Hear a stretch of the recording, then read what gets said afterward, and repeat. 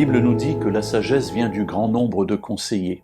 Et il est vrai qu'il est important, lorsqu'on a des décisions importantes à prendre, de s'entourer de plusieurs personnes qui vont pouvoir nous encourager, aiguiller nos pensées vers telle ou telle direction et ainsi nous permettre de construire avec intelligence le projet que nous avons. Pour autant, il y a des situations où, j'allais dire, il vaut mieux être seul, en tout cas seul avec Dieu. Néhémie a vécu cette situation.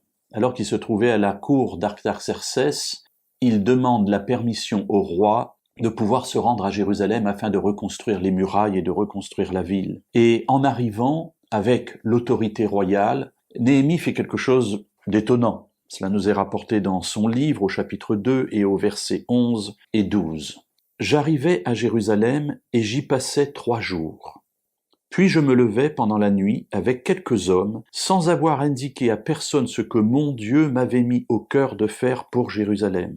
Il n'y avait avec moi d'autre bête de somme que l'animal que je montais. Je sortis de nuit par la porte, etc. » C'est intéressant de voir que dans certaines situations, et le projet de Jérémie en est une, moins il y a de personnes au courant, mieux c'est. Le risque, évidemment, dans cette situation à Jérusalem, c'était de tomber sur des personnes qui seraient venues décourager le projet de Néhémie. Il y avait déjà eu plusieurs tentatives de reconstruction, toutes vouées à l'échec, et dire « je viens avec l'autorité du roi, certes, mais pour reconstruire », les autres étaient venus avant, et il y aurait eu sans doute un certain nombre de personnes qui seraient venues le décourager. Au lieu de cela, Néhémie préfère sortir de nuit, alors que personne ne sait où il va, avec quelques-uns de ses serviteurs, une bête de somme, et là il arpente toute la muraille de Jérusalem afin de noter soigneusement tous les travaux qu'il y a à faire. Une fois que tout cela est fait, dans le silence, dans le secret, il réunit à ce moment-là les responsables de la ville et il leur dit « Voilà, je suis venu avec les pleins pouvoirs et nous allons reconstruire Jérusalem. »